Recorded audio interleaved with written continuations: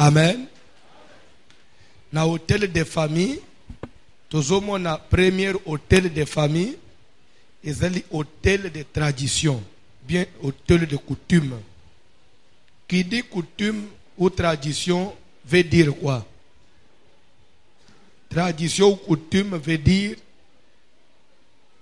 c'est la mode de vie d'un peuple, la mode de vie d'une communauté. Et cette mode de vie ezali oyo ba transmeta bango na ba ancêtre na ba koko na bango. C'est un système de vie, c'est une manière de vivre d'un peuple oyo ba hérita na ba ancêtre na bango. C'est ce que nous appelons coutume. Chaque peuple, chaque communauté, il a un système de vie. Et tout système de vie, tout mode de vie qui n'est pas conforme à la parole de Dieu, qui n'a pas été établi sur base de l'inspiration de Dieu, est un hôtel à renverser. On dirait comprendre en gâté. Tout mode de vie, oyo ezali avec comme soubassement parole de Dieu, c'est un hôtel à renverser. Quel que soit beauté nan. C'est pourquoi on a pris tout le temps, il y a un hôtel sabat. Peut-être au monde na école boy likambo boy. Tala origine nan. Tala koma ikoma boy. Mais inspiration c'est le diable. Et vous que derrière ça, ce sont des vies à battre, des obéba, liwan des okote la batu. Les ana batu belé ba koti na mabele ao à cause ya ba coutume. Amen. C'est la batu belé ba koti na mabele ao. Surtout au fan d'une église, Luka likambo na nzambe fanda kati na yo. Na perda papa mokwa ya soki na ba ne 2008. Baze ko fanda na Mikonga.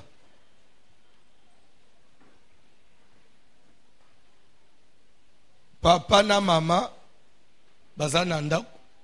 Mwana na bango ya mwasi azotanga na ISC soir que là c'est bimi abandu oluka transport ezate abundi te ya kiti Victoire depuis ISC comme Victoire transport ezate na baninga babino tokenda amakolo mwa malemi ti quartier 1 makolo à partir à quartier 1D aye kozoma transport. Papa pe azalaki nanda utesu papa kende kwa mama fanja tali 21h 22h mwana mwasi akomi nano nanda ute amazi telefone uzawa te seconde to zaki na quartier 1 na ba 22h nde tozuma transport pe ya okata kata koto yo umwe ba milie wana siko utu batu ba omi mwa mingi na ba Mikonga ba periode wana batu ba ipenza na ba mama tali mwana mwasi yemu alunga na are te omanda azuiso mwana na liboso mobile un garçon de plus de 25 ans tokei tozo leki na yo na are tozo ngana yi ayina garçon ba komi pe na are fi pe akiti ba récupérer ye ba bandi ozo wana tozo endo ba 23h mama na mwana ya mobali, il y a plus de 25 ans avec la fille de 22 ans. Bazozonga seconda. Papa pe akomi na ndako bengi boza wapi no? Toki ozwa Sylvia wana na re tozoya. Okibosana no. Lere bazokende batala bo. Suko balunga suko na prince bakota na kati. Batali banzela nyoso ya kokauka. Bazo suko so mo sali bang nzela ni tokenda malili boy. Batala bamoni quelque part nzela moko ya okendela kotanda bamoni kama moto ndile bazotumba pine batu ebele wana bamilo beli certainement wana sote za matanga ndenzela bien tokenda po quand même tala batu bazako na ebele nde bazwinzela wanso bakoma plaza bazotumba pine nzo andeza amatanga teza bakuluna bakwena maboko abakuluna.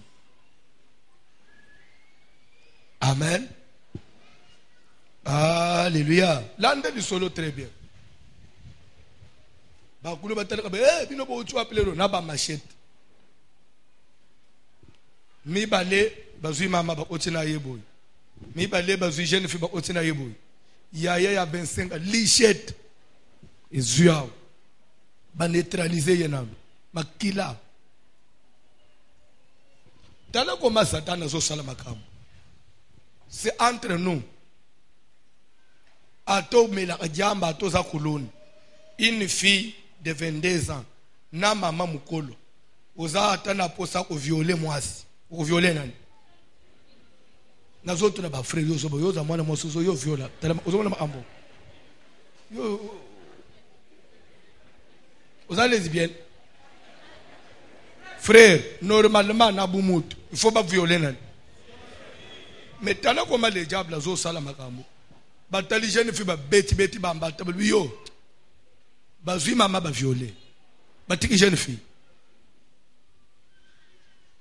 Pe bazo violer mama na miso ya mwana na mobile télé. Jeune fille basale ba beti abambata. Après bokende. Mama babanju ko Yesu. Olele bazo koma pembenya ndako. Toza baluba. Na kota suna le pa ondengani. Mama teli banda ndako. Bino bana bo otebo sa papa na bino ngana sina baby yao.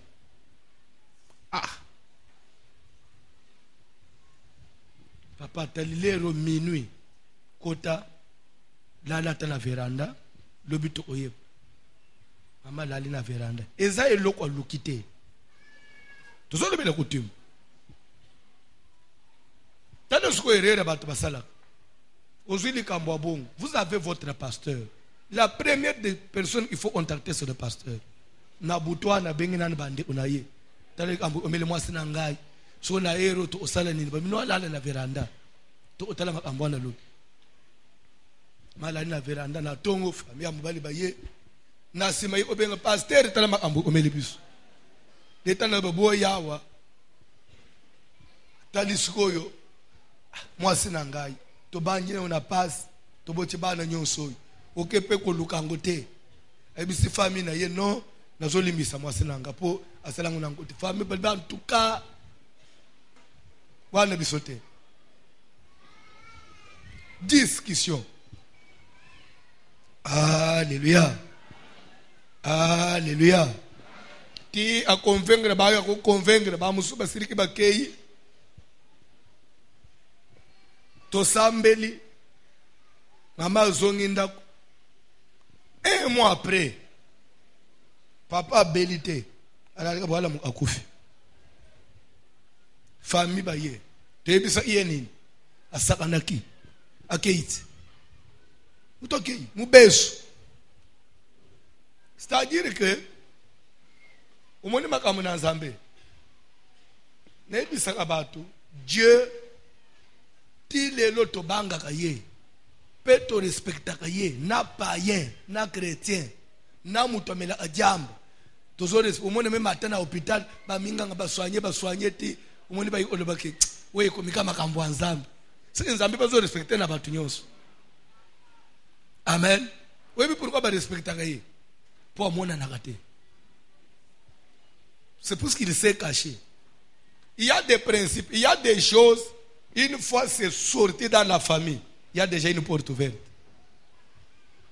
Attends que intervenir dans la prière, il faut que le peuple soit prière à ma casse. Ce que la prière il y a, quand on peut passer ensemble, on a dynamique, on t'emporte. Donc pour la famille, il fallait maman ken. Le collègue y a limbisa tali, moi sinanga sali boite, mobali ndake. Na mabanju kole lawan. Nali ngamu le na matano vraiment. Nzambe pe. Dieu il reste dans ses principes, il est souverain. Alors c'est pour vous dire que biloko tozoteya eza makambo mema na masekite. Kolanda lo yenga ya bakinota lo ninwana. Le de prêcher la parole de Dieu, il prêche, mais c'est la parole de Dieu. Là-bas, c'est Jacob que ce n'est pas la coutume enseigner. C'est la parole de la coutume aussi. On doit prêcher la coutume. Il fallait maintenant, Jacob, quelle est la coutume de là-bas? Pour déjouer ça, pour contourner ça. Tous ceux qui sont dans la Bible, tous les babas la parole de Dieu.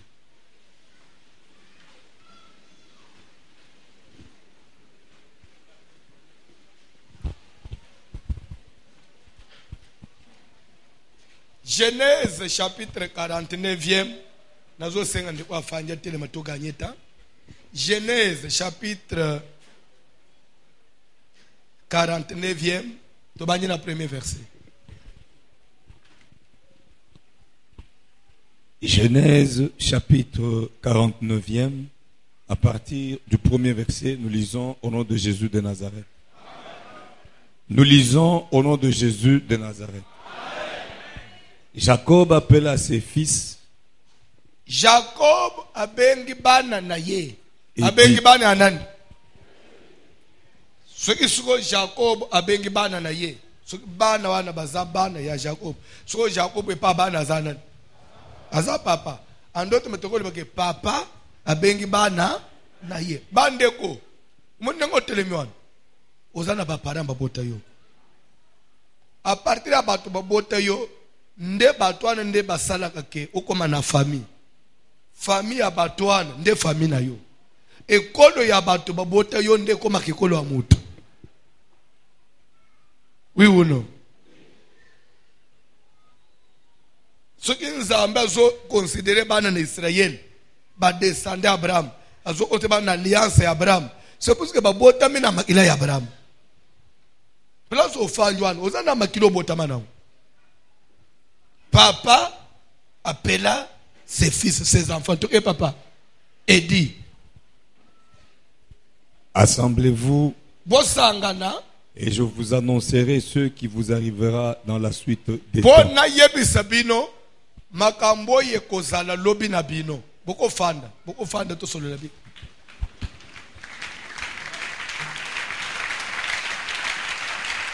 Amen. Amen. L'ande bien qu'on a enregistré, je vais prendre 30 minutes après tout le temps pour prier. Jacob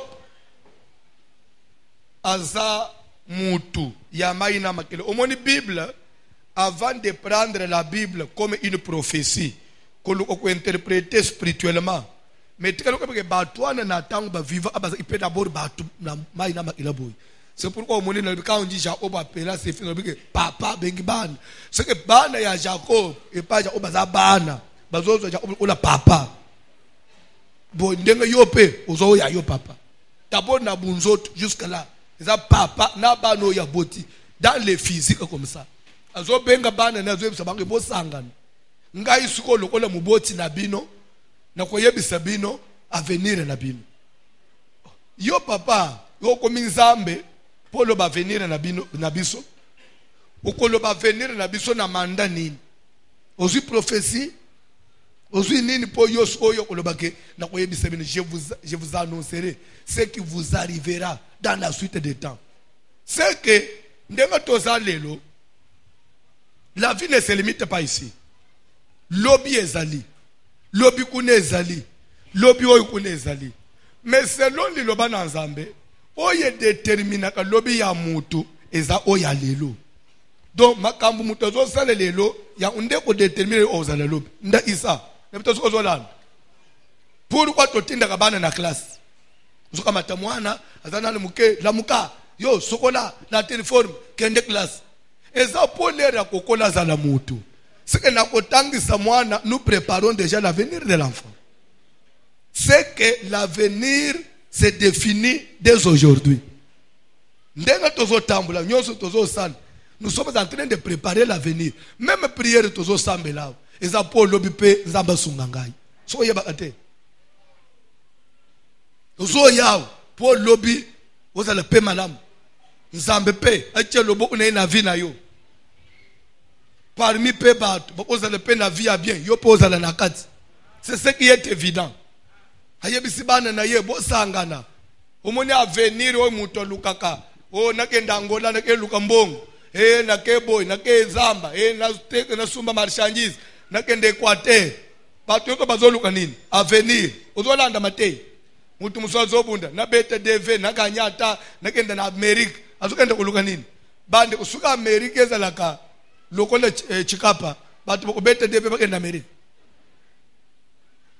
sipo kuna na kuzo musala na usala bu c'est que les gens sont à la recherche de l'avenir d'un avenir meilleur oui ou non mais ce qu'on a dit Bible parole de Dieu très bien avenir meilleur ezana potote avenir meilleur ezana Angola te avenir meilleur ezana classe te avenir meilleur ezana Ishasa te avenir meilleur ya mutu c'est d'abord sa propre famille o ya uzobimel mwana bimaka na réussite na libota tout comme un échec papa zolo bake assemblez-vous bana nanga et je vais vous dire ce que vous allez être demain.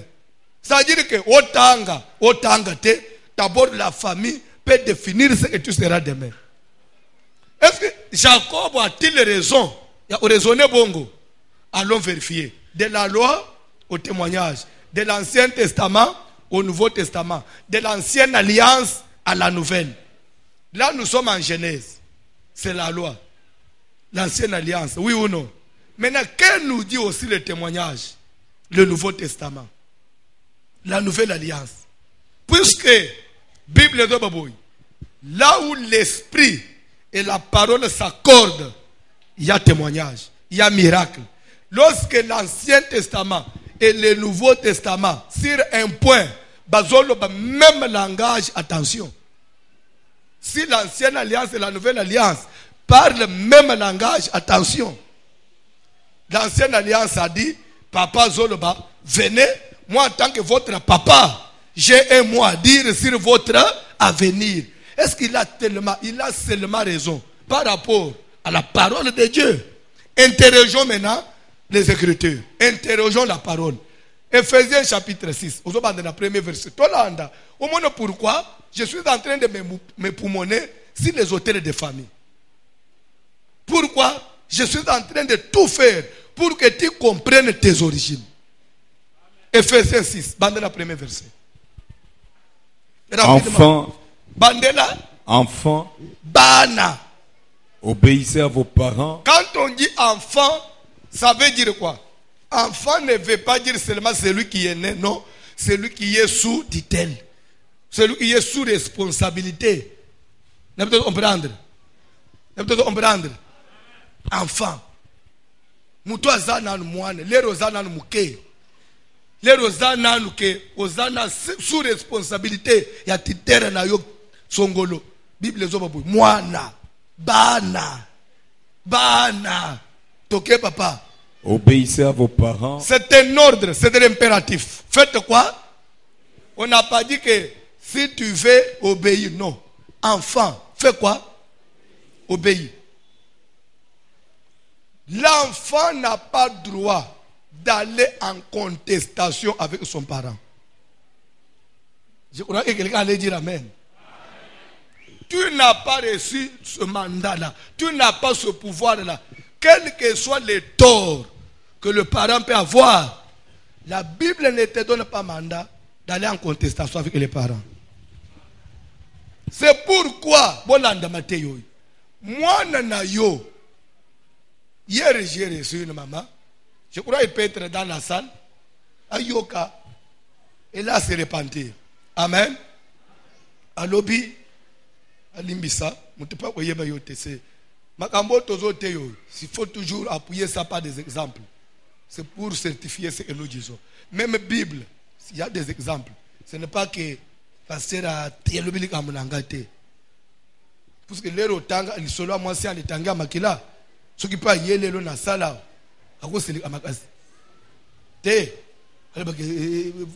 fandelika vinangai kala kala nyonswa na makamuyo na sala malaji na bele ko mekabalo bela kangu bazala masolo musia olobate yang malaji na ngande ko minini yang akope ko sili David pe soka yena bana na yao ayo ili solo ya ndenga bima ina mwasi ya soda na ye akufunda ta ufunde biso après tout nazarwa tona inchese bozana makambo ubetete bobeteka lisoli kambo kala na sala wana yangu omzembo nasilika te atiki yaye basala nini wana siko simbe ba jeli la parole de Dieu ya yende ke na loba tepo yo ustongolo pesa ngo example ka siko pe lobite fanda nangu yonde okopola nangu uyo aske siko zo bomba ni amundezo sunga yo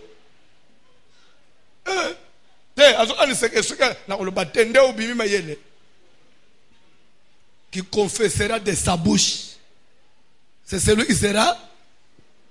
Vous voyez, on va dire.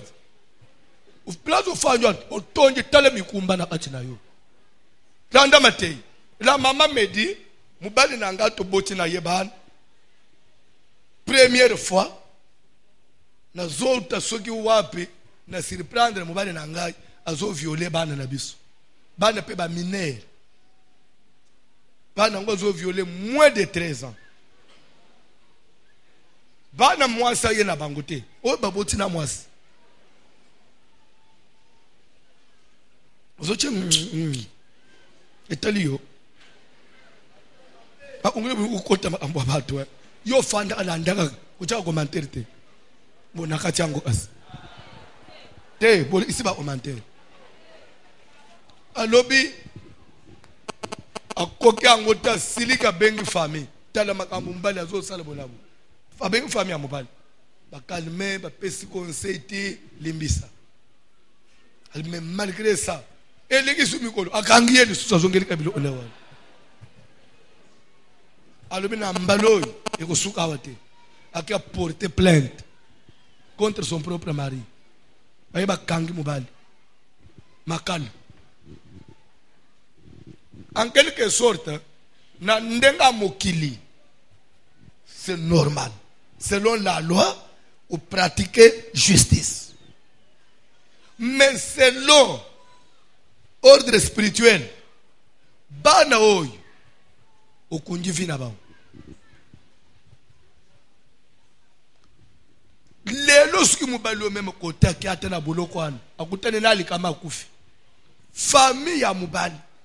Asuki bateli bana wana bobineka bobumisisa papa na bino ndeko na soko tama bele pona bino na pitaso e bakawo lelo ta mobali na bimina bolo okomi libre asuki bana na bele bino bo sambusa ngai oya sala wana awoye ba usute bino bo sambusa ngai ndo umona après attente na sala ibongo après tout na seka papa na yo okepe ko bomba ngai mukile balu akabongo okepe ko bomba ngai.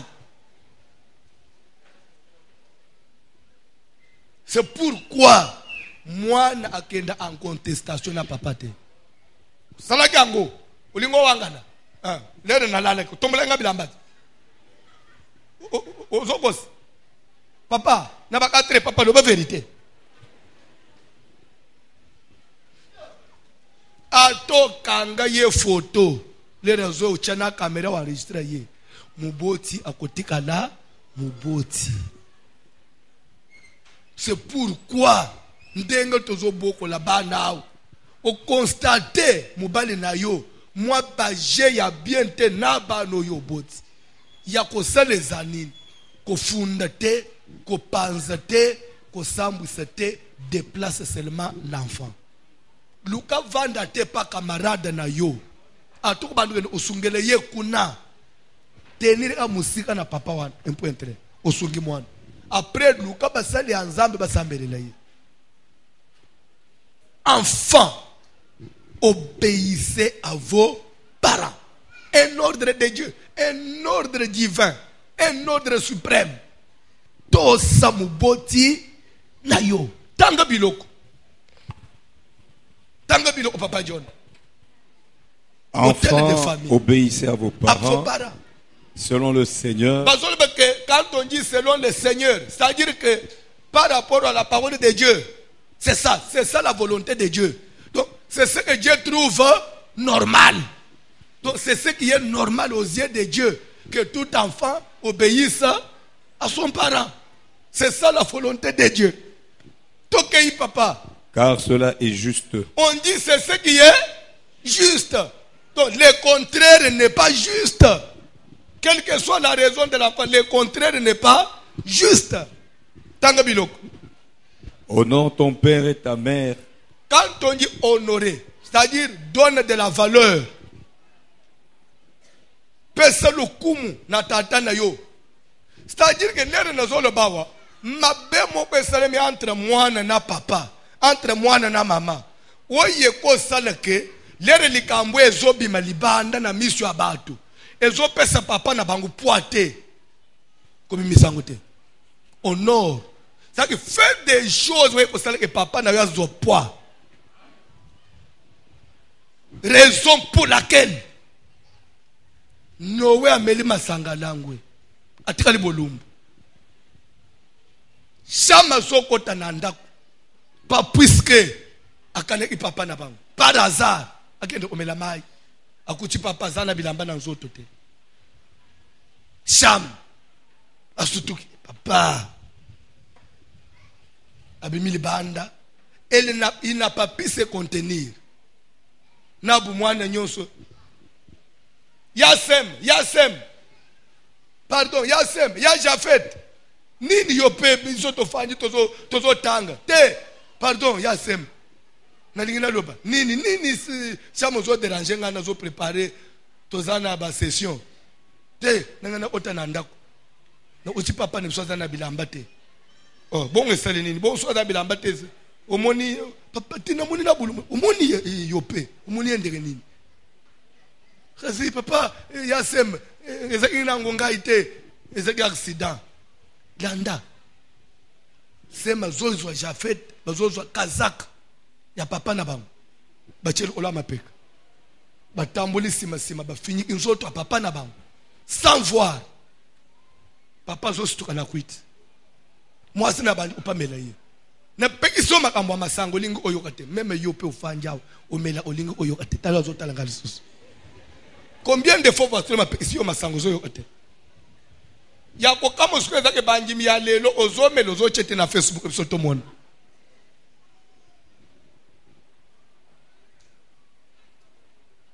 Nakata tona ko. Mama yebisi no way.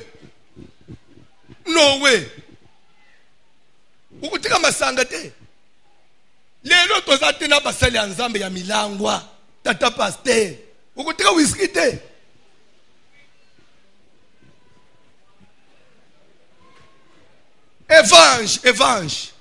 Évangile tika bière. Vieux évangile tika nini? Apôtre tika kwiti. Apôtre tika kwiti.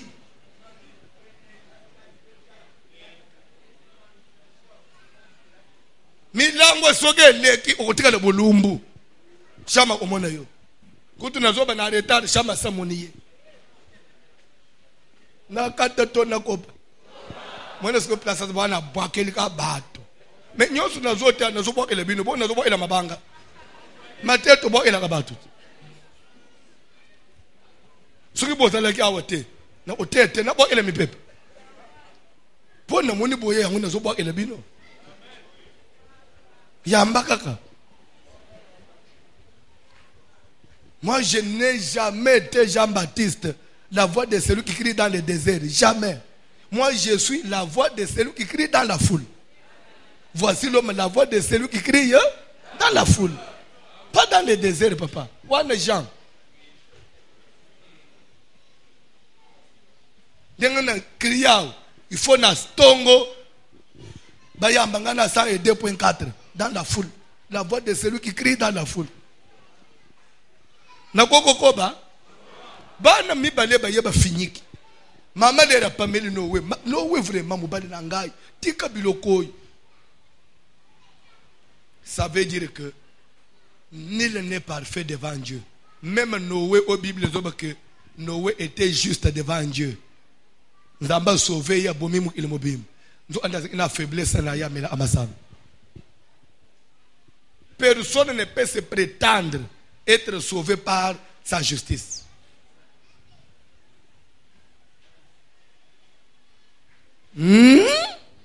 Nakata tona koba. Lero siko Noé tuni o. Me yangu mikolo nyonso na melaka. Mwasi na ngai. Ogangela angabo ite. Lelo zo kangela ngabo yangu masanga na ngai lelo esali yo. Eza mukolo aliboso na mela. Bite C'est vrai au mela ame. Webite makambo ya masangalelo, makambo eboti nini.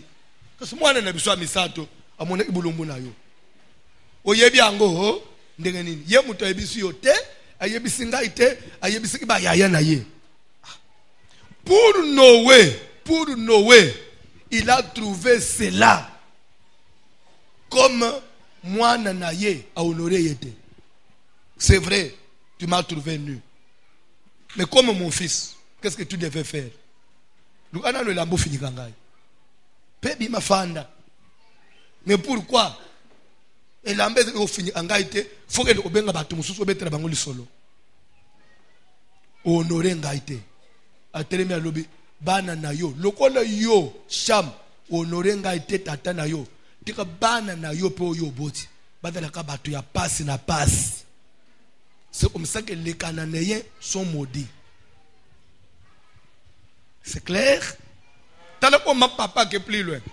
Yo mwana na ngai, honorer nga papa na ote. Ba o ya yo bana pe, ba ko zwelo kwa malonga te po balesa yo. Ba ko zela ba to passe po vina yo pe dala na passe. Makambo zo sala ba parana yo. Ba no ba ko salo ya.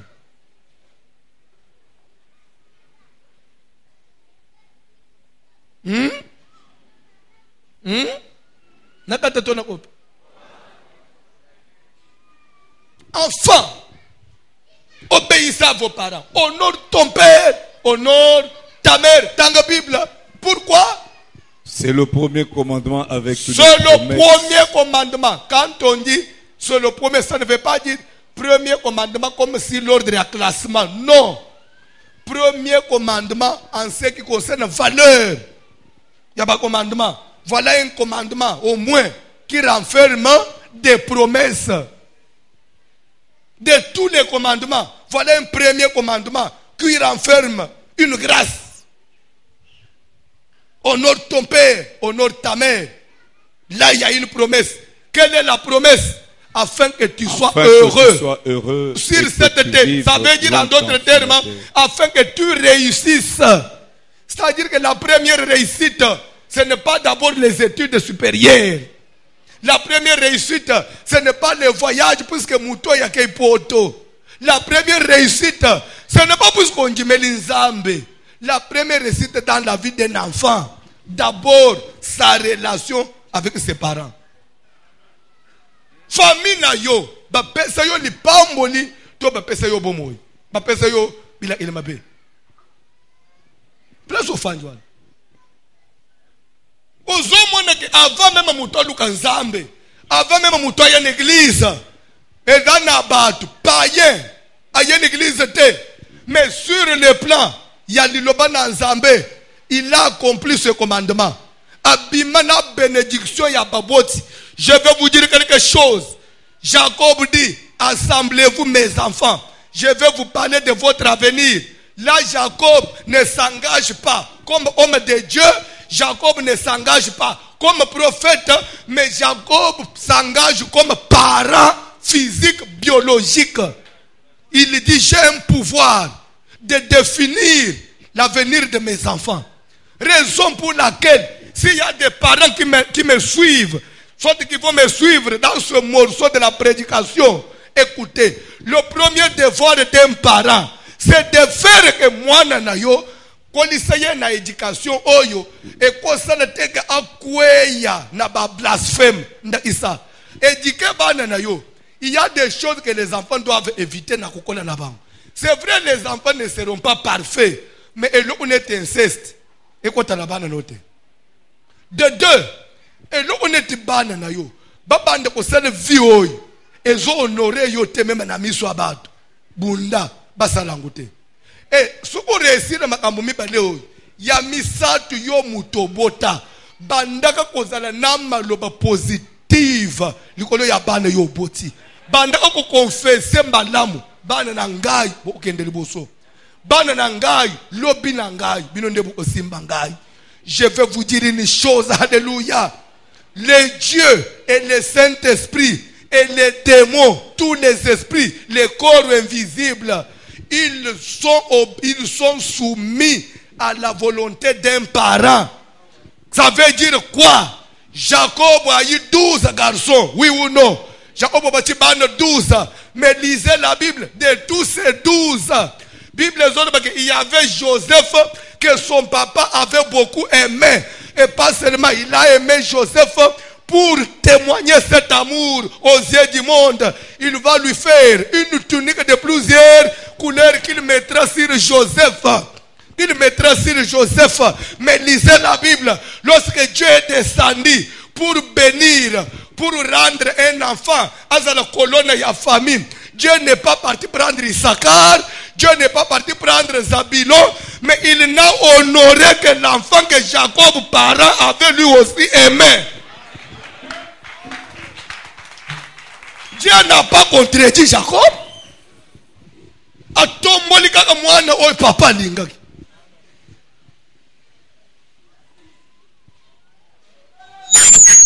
Na tangu bande kubabunjisia bateki ye. Papa l'acheté. Ata boteki ye. Wana za yangai. Ata za wapi. Nzamba zala na ye. Suka mwana wana tombani. Kwa la ka prayer ko lâcher banete. Puisque ceci, c'est là, c'est rapport, boy. Tu lâches n'importe quelle parole. Non. Je vais vous dire quelque chose. Job, à part qu'il était béni, à part qu'il était un homme riche, intègre, mais Job avait compris une chose. Sa richesse, il l'appliquait aussi, il l'utilisait aussi pour défendre la vie de ses enfants. Bible, chaque matin, Job s'est levé. De bons matins, chaque jour, il se levait de bons matins pour faire un sacrifice à l'Éternel au nom de ses enfants. Car il se disait, peut-être, à part ce que je connais, atana kosana ya bana na ngai bakodela basimbani na nzoto ya basi na ya mibali bakotisi satani via bana na ngai beba te akamati sacrifice apesi bitumbe koki ko bitumbe sala elanda même musantu bitumbe yakina libota Job et frappé bana ya Job bakufi bango nyonso. Mais le bon Job a tellement dans les principes, Job n'est pas sorti perdant. Bible ne lie pas dans Nzambé. Nzambé a zongi se lie pas ne 10 plus beau que même ba oy bakufaki. Allez-vous me dire que Job a perdu ou bien il a gagné? Ça veut dire quoi? Là, ko zongi se bana ya Job bazongi. Spirituellement, ça veut dire que si vous avez maman ou papa, au sein de la même offrande, au côté de la jeune pour ne faire ban no. Ata Satan na ya coach na via ban. Akanisika bomi bango baby si vina bango. Dieu fera qu'il ressuscite. Qu'un jour banawan vina bango répondre toujours en bien. Dieu, il est l'Éternel qui honore les parents. Ce que tu fais pour tes enfants, nde onzamba kwa puye. Lokona ndenga na zaliao. Butu moi. Na souhaite kalembelembe za la puissant. Na souhaite bana voisule mo bon matin. Bon matin. Je l'ai dit d'un cœur ouvert. Que tout celui qui est en train de m'honorer, que le Dieu que je sais t'honore aussi. Moi na ya voisule ma kolala nzala te. Yo koko kauka te zwa. Comment nangwe bele? Poso oko minangwe bele ngana ozanga te. Na mboka ngana ute yae na dashi kidi bia vula toaja. Ça veut dire quoi? To bunji sana te. Lere mutazana bilo nzamba mono papa. To bunji sana kate to wele la atubilo lere zamu kete. Lere mu utika azwe ko mebele. So eko mi ebele to kolia kaka. Même mubali na yo. Kokenda kana itulu tango swana kukwele le bilo ote. Zambela kapona ye. Akoma na mbongwe. Dere mbongwe koma kebele. Tuba monta mususu bodele ki kobundela. Des fois ko koma kuti yo ziango. Nana zo $500 ina mbeto hapo. Ngamu tunazwa kyango. Kosali nango nini? Te na futaki mwanyo ngomona za. Bon ça va. Kasi yelanga ina no secret unana. Lisolo pe silibongo. Maman na yo $500 na ngai eko bima lingo saka na ngai boni boyko ngai esclave na yo ngana kubuma kanzoto yo yiba bambongo na ngai mbata uzongisa ende babande kuna yo mubola mobali ya moboli bia vula toaje pambula ye akoma na ngwe bele tokolia kaka ezana mbo musubali lere koma kebele yo zoli ngoli ezana ni muke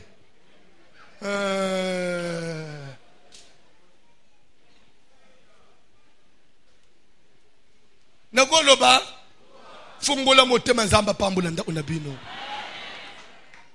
sambele pona baboti na obadala na ngwe bele emata eye mingi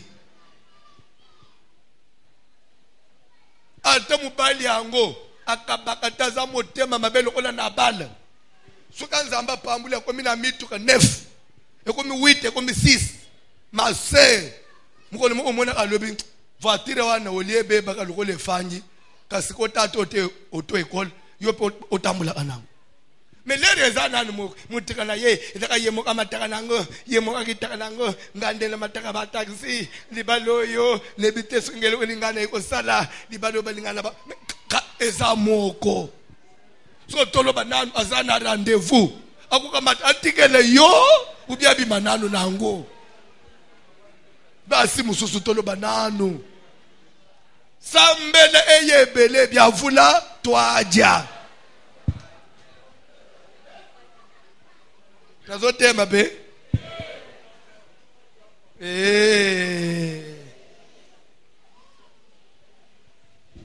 yo anisike suki grande sere na yo adana ba mapape bele yo leko bimina moko kusilika meka mwali papa ne ya sorte za moko akuta ubimina ngona gende kifeta mariage sababu bwake lo tubilo ilibande zonke papa yo baby sebilo onangai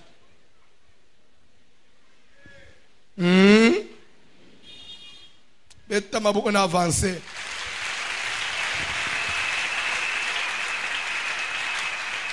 mwana réussite ya mwana d'abord famille na bango c'est pourquoi ozomona makambo ebele ya coutume kindoki kolokana kobundisana le diable s'est investi que cela puisse se tourner autour de la famille. Satan a bébi sa vie à bato belele ba omaka mikolo te. Satan a salaka tout les rozana muke apa lo tash moko po banda kwa kizo devant Dieu. Ya umuna sala tout na kokola na yo ukwe isamanande onayo. Ozala na kacha incest. Po lero obanda ulingolo ba ari azongisaka conscience na yo. Yo pe ulingolo. Yo muto sala incest. Ça vous acquise. Yo pe ulingolo. Conscience c'est l'ennemi et accuser c'est ça le travail du diable. C'est l'accusateur de nos frères. On accuse quelqu'un que lorsqu'il y a une raison. Satan a ça le toi créer le mot pour accuser conscience na yo. Les hôtels de famille. Telle vie na yo malam. Bakwe iseli yo na point nini. Jacob aux hôtels. Azotela bana bosangana bana nangai na lobele bino lobi na bino mama lobi na yo ezana no voici le mazolo bate ezao d'abord famille no eloba langage ya papa no likolono eza anini mama na bino za na langage ni muto boko la yo loba anini likolono yo jamais apambola ayo ezana ba famille oy jamais okukuta mubocha zo pambola bana jamais okukuta mubocha zo pambola bana Idaka kanda muke bo osalela ngani boni boyiko bino bozo kanisa nini yango tungisa ape ngai kelas ya yo kelas onde ko koma nani ministre de gouverneur c'est que déjà na maloba ya muto bota yo akondana ko yo ko za le ministre to ko za le gouverneur te atotangi jamais yo ko gouverneur sina maloba baboti na yo balongola wana. Mais ce qu'on a dit, baoui ba koma ba gouverneur, ba bota make koma makane elongi. Mutu nyonso zo tanga pour se préparer car l'avenir appartient à Dieu. Mais yo zo bana baoui ayo ban, kele sa onde ko salela ngani nini nango. Boni boyiko. C'est que déjà il y a une condamnation. Là zo fanjwan. Ozo une église so là. Ou tina famille nini. Et les parents avec quel langage sur toi? Avenir nini a définir le colonna yo. Ngai na ko jamais pasteur ya nazote na minimiser bino non. Nazote ya bino, nazo sambelele bino tongo midi pourquoi nazotoka po boza la batu. C'est pourquoi nako banda ko confessa ka ya minene likolo na bino. Bosomba ba immeuble.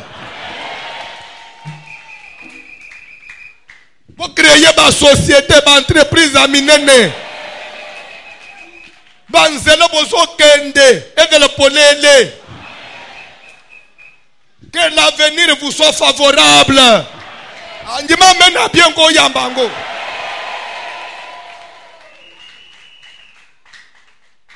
Zambe na lola. Papa, tangelanga Genèse 49 tozozo verset moko. Omona ke mukili oyo même yo parents ozali awo. Les rozobima lelo awo. Benga bana no nyos même ba oyo ba pesaka yo kanda. Même ba oyo bimisaka maloba mabe. Sangisa bango. Senga bango bolimbisi. Pesenga Nzambe bolimbisi. Bande soko kopambola bango. Ata mwana sala o mabe nini, repens-toi et confesse makambo bien olona yi. Ata lelisaka yo. C'est pourquoi ezana bana mususu. Jamais yo odala na avenir meilleur pour nini. Période kataka classe ba pesaka yo zem. Une déception pour tes parents. Mwana na ngai. Nde diplôme oyeli ngai yango. Na ba dépense nga na sali. Liliano zoyela nga zem. Papa bimisama ya misu. Ato bota ato longola. Mais d'abord baboti bimisama ya misu. Tu n'as pas honoré tes parents. Et automatiquement la vie heureuse est longwaka. Longue vie pesala nini et longwaka. Ezana bato bafanjao. Ezo senga teto benga prophète. Kaka d'abord na naturel boy. Na zo ko kozala na vie mulaite. Pone nini ozana vie mulaite. Ba para na yo honoraka bangote. Donc déjà vie na yo za mukuse. C'est pourquoi il y a de quoi to luka Nzambe na yo. Pour que hôtel oyo ya limitation d'âge oyo Nzambe akangula yo. Parce que d'abord oyo sala na libota na yo, ça ne peut pas vous donner obi avi mulayi. Kufanja, vous ne nous autant nous sala ba faire. Mais vie na yo déjà limité pour na nini. Obima na vi mulayi na libota na yo te. Muto sala ke muto umela na mukili. Eza nanu Nzambe te. Eza nini? Famille ya mutu. Afin que tu sois heureux et que tu vives pour vivre longtemps. On a dit faire le jeûne de prière. Tu veux vivre longtemps. On a dit quoi? Commence d'abord par honorer ta famille. Ça fera que tu vives longtemps. Avant même la prière, avant même que tu viennes connaître le Seigneur. Mais aujourd'hui d'abord na mukili na vi mulayi. Les to ici na prière papa. C'est pour cela bitumba ya famille et la lisa amutunase. Kubunde bitumba famille te. Bunde bitumba ya église ndengo sambela abo sere mo asepela anayote. Atabo zo bendana. Ozo bwa ele moto. Ovanyi na quartier. Mama mo obunjisa na musala kuna mutu akosela ayo makambu. C'est normal et comme la mutu nyonso. Atenenga nazo tambula. O pasteur mo olinga angate. O avela ya communauté de la Kinshasa. Ça m'est égal. Ça change quoi chez moi. Soke ezala ike ba para na ngai, ba lela na kombo na ngai, ye François, lo ba biso ba tutobote yete. François, ye lo ba kaka, ça pouvait ko bangisa ngai. Mais yo mutu alibanda, nini yo ko changer na vie na ngai. Soki famille na ngai ba pambola ngai, famille na ngai ba tombola ngai. Balobaka ya biso ye wana umela. Conformément na liloba na Nzambe, la parole de Dieu s'est accomplie. Mon frère, tu vas me combattre. Selon qu'il est écrit, ils vous feront la guerre. La guerre n'est pas à éviter. C'est évident. Mais la Bible conclut que ils ne te vaincront jamais. Pitumba ya libanda, quel que soit en pleure na yango, et kokitisa voici l'homme te. que libota nanga kitsinga te. Même yo ba mataba kita ezana mutoko lungule elo unzamba chepa na yo te. Soki mama abota yo apambola ka yo. Ata mama mu église abuda ka yo ko kipaye te. Oya zala akaboy. Tala kutu. Ya yo ni atol obude ngai. Mama abota nga pambola ngai. Alaba amwana na ngai. Je vais vous ajouter une vérité. Ah, nazo verset nini banju oyebele. Papa toke nanu na Genèse 24, bongo tozonga na 49, na sukela wana. Oh dimanche moto opelao. Yo banju opunjo lisusu. Genèse 24. Matthieu. Ah. C'est sérieux.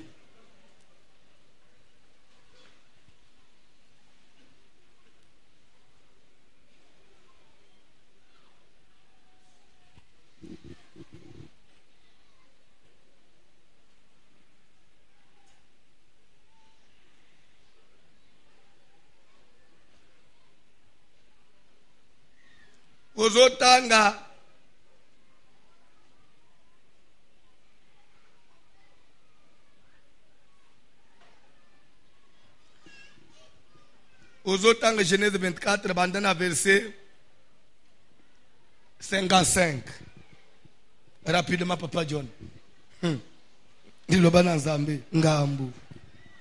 frère et la mère dirent. Bozolanda bande uyam Rebecca bande uyam bal bayaya na yam bal na mama botaye balobi wala jour bayo bale Rebecca uzolanda balobi que la jeune fille reste avec nous quelque temps encore, une dizaine de jours. Ensuite, tu partiras. Il leur répondit, ne me retardez pas, puisque l'Éternel a fait réussir mon voyage. Laissez-moi partir et que j'aille vers mon Seigneur. Alors ils répondirent. Qui ont répondu? Les frères et la mère. En d'autres termes, les parents de la fille répondirent. Appelons la jeune fille et consultons-la. Ils appelèrent donc Rebecca et lui dirent, veux-tu aller avec cet homme? Elle répondit, j'irai. Et ils laissèrent partir Rebecca, leur sœur.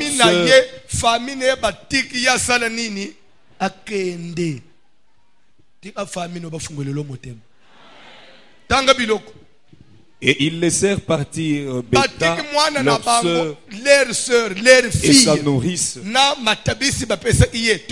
avec le serviteur d'Abraham et ses gens.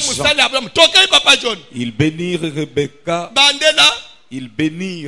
La famille, avant de laisser l'enfant sortir de la parcelle, ils ont fait quoi? Ils l'ont béni. Et lui dit, papa, yo bimananda unabin. Libotano e pambole ojuro bimaka. Zelena kita. To yebisana ba vérité en face. Ya yo ofanda wa. Siko makamune zo umela o na église o na mone clarté na sali 2 ans. Na sambele net na sambele to njire clair na yo ngamutu na kangaka yo. Po côté ba loka yo de po kola ngana zalaki. Umoni photo yebisana aba vérité. So ba onyo so ba zo mone clair hawa. Ezanza mbete. Donc nguya ya voiture mais aussi la agepa na yo. Antecédent yo ya mabe obimi nangu epa na bino upakulanga bere apamba tanga biloko il bénira Rebecca. Je te pose la question, est-ce que ta famille t'a toujours béni ou bien il te maudit? Libota na yo e pambola ka yo to elokaka yo pesanga yano tanga biloko. Ils bénirent Rebecca et lui dirent, ô notre sœur, puisses-tu devenir des milliers de myriades okoma belé, okoma puissant. Wana famille, bazobi misama lobolo mwana baboti. Bakenda kabra de faire na famille te. Oche. Sala nguna ba camarade. Sala nguna directeur à musala. Ko sala nguna famille te. Papa tanga bilo Papa John. Et que ta postérité possède la porte de ses ennemis. Bref, si j'ai pris ce passage, quand on le paragraphe à Soukon, que ta postérité possède, en d'autres français, domine. Bana yoko bota, balonga bitumba ya libanda. Ça veut dire que libanda place nyoso kokende. Muto kolinga ko loka yo, yonde olonga ye. Po biso famille no to loka yo te. Soki bitumba libanda longa yango. Famille bazoe bisa kende. O nyoso kuta nango lokole bitumba ya libanda. O biso famille to yebi likambute nyata yango.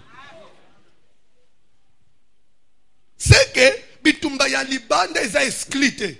Okozwa muna lo lenge nyonso. Batu bayokela batu zuwa na mukili. Même na ministère bazalaka.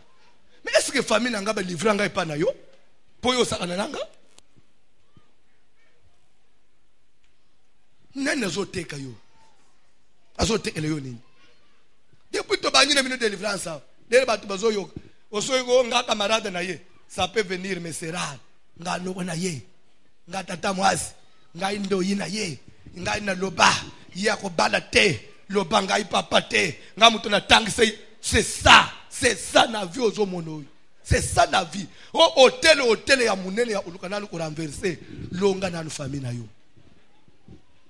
Longa na makambo alibota na yo. Longa na kindoki alibota na yo. Liwa ya liboswe ko lalisa yo na se. Et that d'abord makambo famille na yo. Ndezo lingeli yo. Ko la de pongite. Ko na négligence na matière ya boité. Renforcement ya hôtel de famille. Papa yazo ki me prier. Siko ko yubunde bitumba nini susu. Leto ko lobake siko to telemela bitumba nyonso wezo lando na musala moto non. Même Samson abungi na ba Philistin. Jour ba Philistin ba découvrir lycée Senaye. Samson fanje bi jamais likambo ezeki na kati na ngai. Bino boza bato alibanda. Beaucoup découvrir en côté. Aïe koloba na bango. Si vous n'auriez pas labouré avec ma génisse, vous n'auriez pas découvrir secret n'angate. Ce qui vous salé la moto anda unangaite. Vous n'auriez pas yeba weza nakati nangaite. C'est que c'est ma femme. Nde muto tekeli bino secret. Yango bino bato alibanda bozingai. Même pour ba Philistin, bato bona Samson misu. Et sengele moi sina sala nini. Ailu atungisa ye nini sala akozala amakasi. On a battu mususu te. Lera bimisi secret pa mwasi. Mwasi lunguli yesuki nde batu alibanda bazui Samson lokola mwana muke. Suki mwasi na yo atrahir yo te. Bakoluka yo bakozwa yo te. Ebele ba fanjao.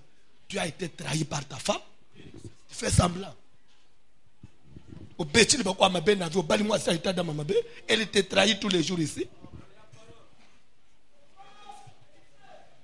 So yo ufande l'église.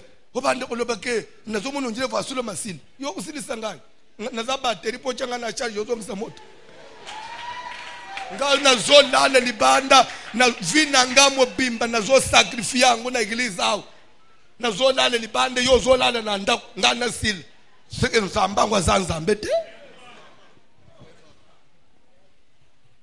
na la vina yo madame qui t'a trahi. Bali mwasi ya mabe ozana bande kuna yo ya mabe ba grande sere no bazo panza makambo no kichasa mobimba bazo tonga yo butu moyi uko resire ndenge nini yo ozana makasi ole ya Samson mutazo beta mukili mobimba azo ko loba ke pourquoi isi ngai po bosaleli mutu asima na ngai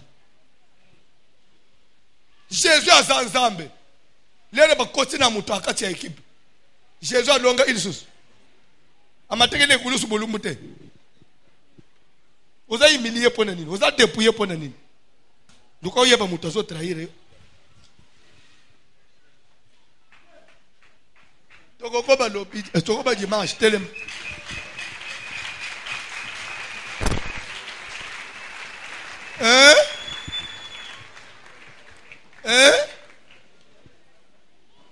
oh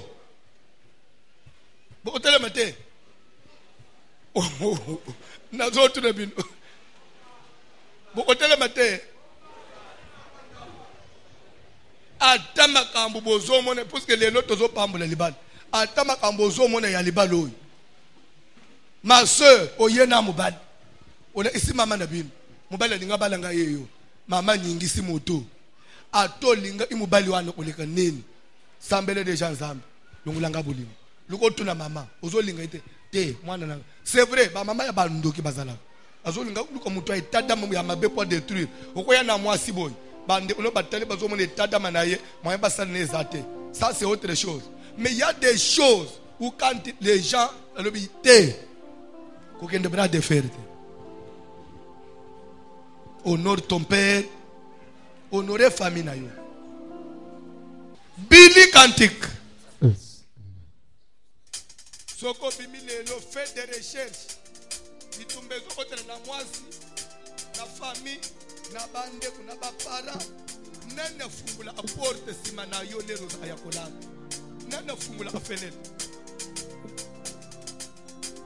na ba effort nyo kosali pourquoi yo faut kala kama bokam onjere mutu atanga te onjere mutu amayele te baninga ya sima lelo bazabatu papa osambela na modele nini aluka kanzambe ndenge nini papa ye bazo réussir na ba sacrifice nyo zozo sala yo faut weshwa kaka papa te dans le monde malade tu as dit tu fais des recherches il y a des hommes pervers nanda kuna yo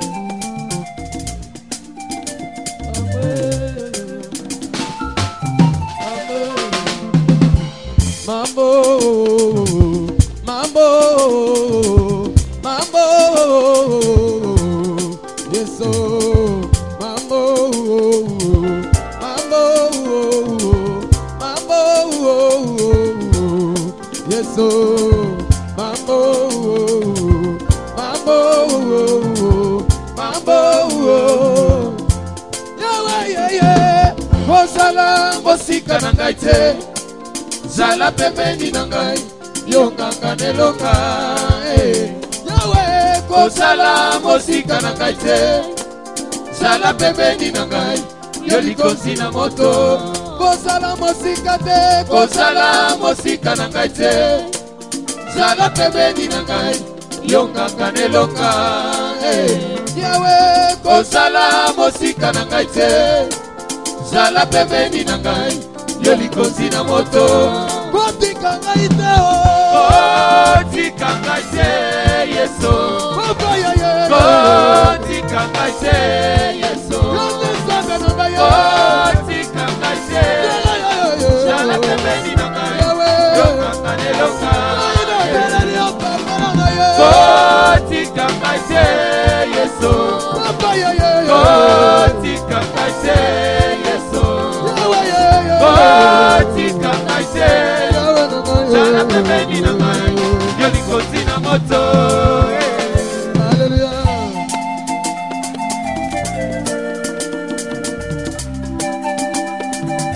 Oh yes, hallelujah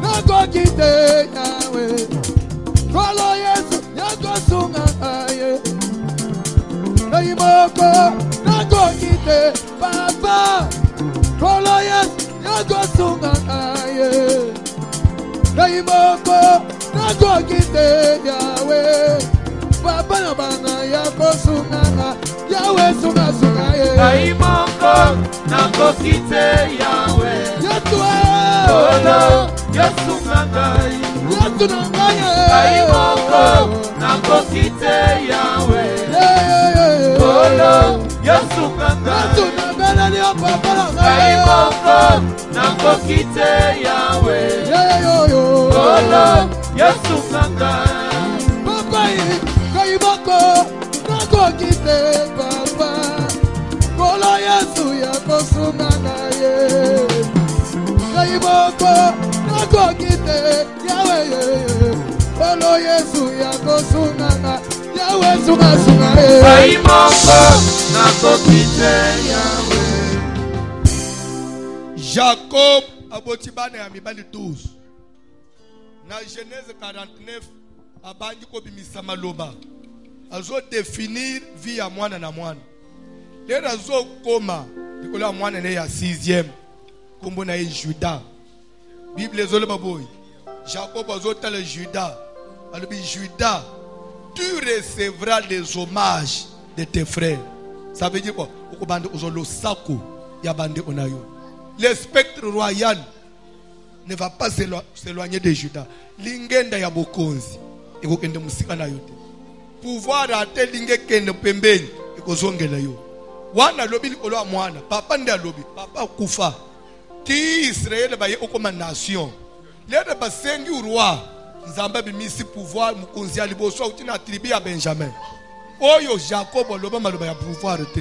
C'est comme si spectre royal et Salinini et s'éloigner na Juda. Quelques temps après, Saoul a sali mabe. Nzamba fanya be na salekere na chebu konzi wapi na tribu de Benjamin te.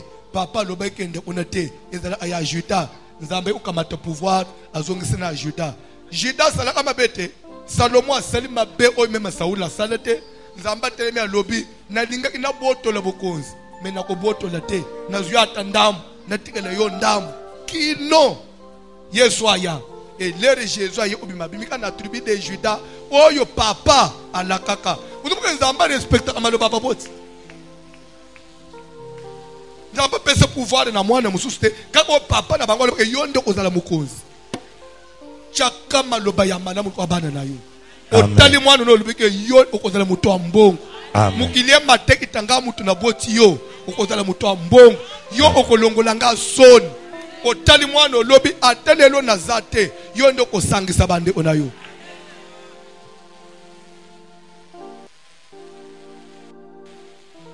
okosa la prière okosa la prière okosa la prière. Amen.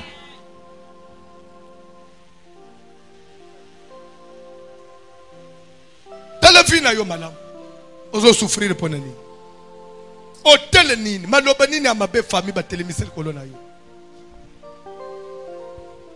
na pokwa ya lelo mawana nzambe talisama yebisa nzambe na yeshuete. C'est vrai na bali mabe mais na yepa na yo réparateur de brèche na betali bakwa bien na makambo mariage te mais na yepa na yo na yeshuete na yekolela na makolo na yo papa yo nde réparateur de brèche na yeshuete. Tosambele na ombo na Jésus. Ça la prière. Au nom de Jésus. La combo na Yesu Kristo. Ça la prière. Yo moto kango la kabato. Yo moto pesa kabato elo. Ça la prière mon frère. Toye pana yo. Pour échouer pour le Dieu. Nzamwa kitaka grâce. Toye pana yo.